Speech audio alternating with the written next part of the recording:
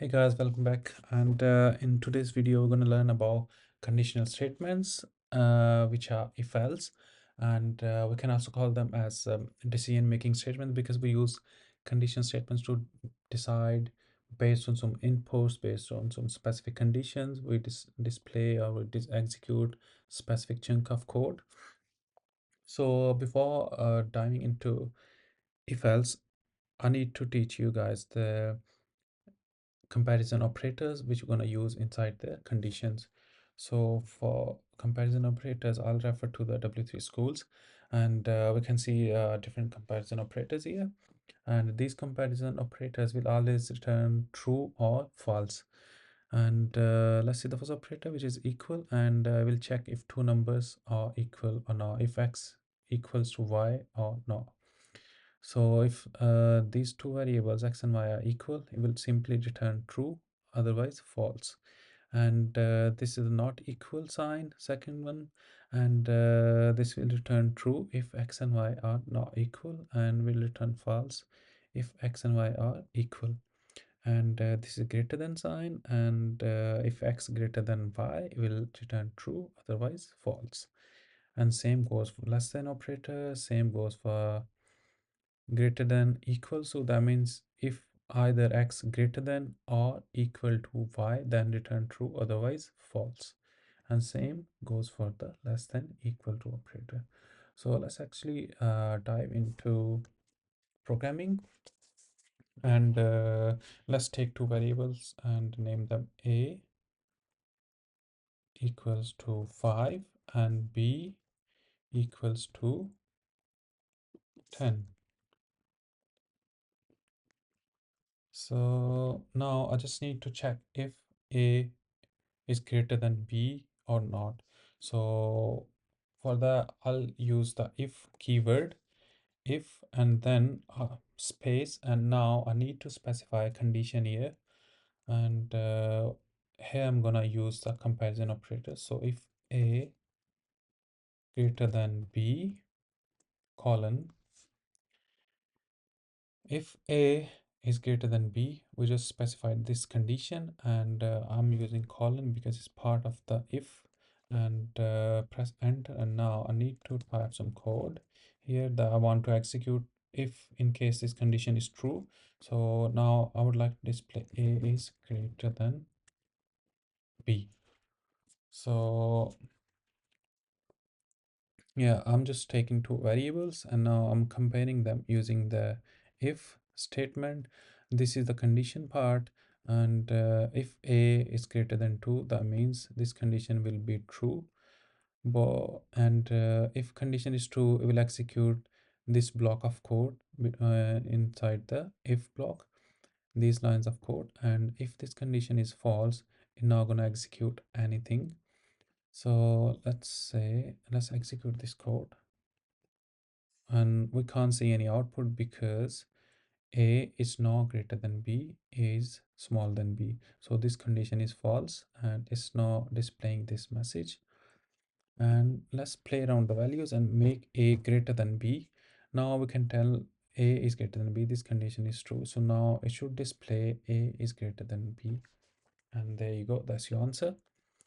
And another thing to keep in mind here is indentations about Python, because Python solely defines your code and judges your code based on the indentations. And if you type anything here after this tab space, it will execute this as part of the if code block. And if you write anything here, it will not consider this as part of the if block and will may throw you the error. So whatever code you want to execute here, you need to specify this tab space indentation for this code. And it's slightly different from other languages where we can use the brackets and specify the code inside, and that's like you don't need to worry about the spaces. But Python just eliminates them brackets and everything and just solely defines the code based on the indentations. So far we are just dealing with the one condition, which is if a is greater than b, then simply display this message. But now let's say I want to specify another condition. If A is smaller than B, in that case, just display a message to console. So now to deal with two conditions, I'm gonna take an else, and in else block, I'm gonna say A is not greater than B. So it will first check the flow. The flow will first check this condition inside. If this condition is true, it will simply execute this code and skip the rest. And if this condition is false, it will now execute the code inside this if block and will straight away move to the else block. And if no condition comes true, the else block will always be the thing they're going to execute. So now let's change the value back to 5, and now this condition is not true, so ideally it should display this message. And let's see. So okay, now we got better idea about if A is greater than or smaller than B. So in this scenario, A is smaller than B, so it's just saying A is not greater than B.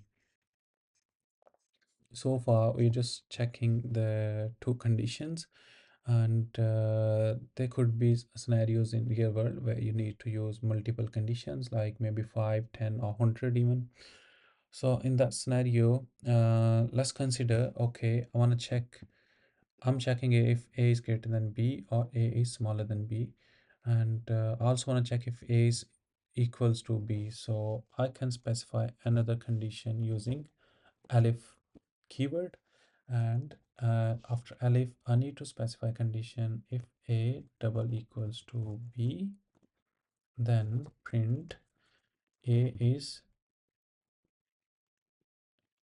equal to B.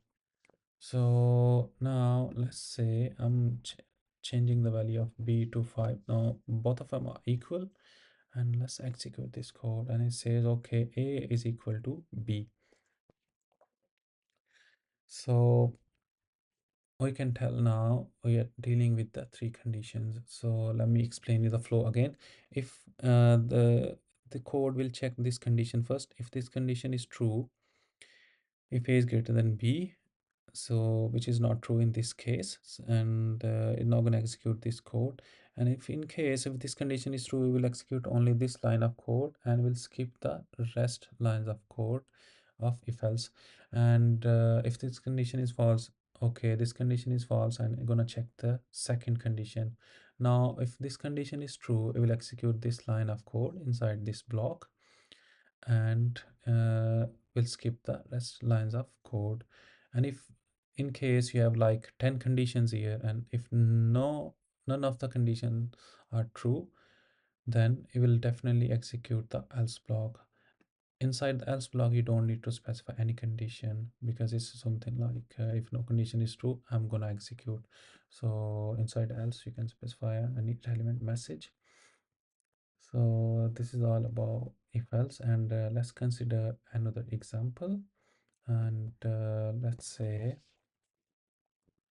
let's take a variable temperature, and if temperature is uh 20 25, let's specify the value of temperature is 25. So I can check if I'll remove this code and can call if temperature is greater than,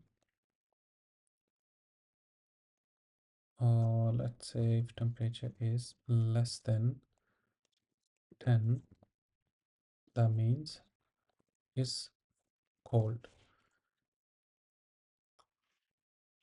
And if temperature is temperature less than 20, that means it's kind of moderate weather. And if temperature is less than 25, that means bit warm.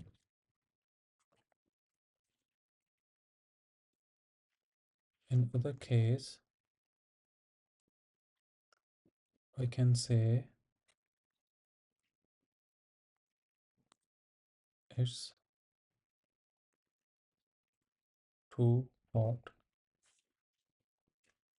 So this is another example of you using if else with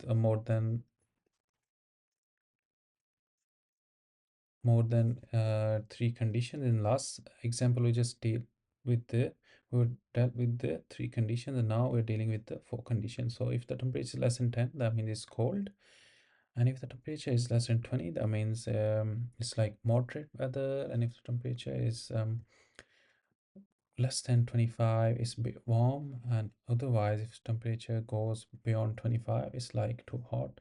And let's execute this code. And now it says it's too hot because the value of temperature is 25, and either is checked this condition is not true, then is it checked this condition is not true either, and then is checked this condition and it's not true either because temperature is 25 but not less than 25. So in this scenario the else block is executing. Now let's change the temperature to 5 and see the output is set cold. That means it just match this condition, and this condition is true. It display the message and skip the rest blocks of if else. And same way we can check if the temperature is 23, it will execute bit warm. This condition is true. Now temperature is less than 25, and it's just display the message bit warm and skip the else block. So this is how the if else works.